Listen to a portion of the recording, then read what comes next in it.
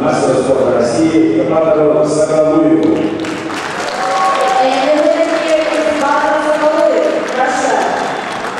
8 августа состоялся бой на ринге между якутянином Василием Егоровым и американцем Нико Эрнандесом в весовой категории до 49 килограмм. После первого раунда двое судей отдали свои очки Эрнандесу и один Егорову. Василий Егоров сумбурно атакует и во втором, но судьи неумолимы и снова отдают преимущество американцу. Последний раунд судьи отдали Егорову, но на общий итог это не повлияло. Итог поединка: победа Нико Эрнандеса единогласным решением судей. Василий Егоров покидает Олимпиаду в Рио. Василий Егоров является чемпионом Европы и серебряным призером чемпионата мира 2015 года. Участие Василия в таких играх является в своем роде большим достижением, ведь возможность участия на Олимпийских играх дается не каждому. А мы желаем Василию дальнейших успехов и новых достижений в этом мужском и зрелищном спорте.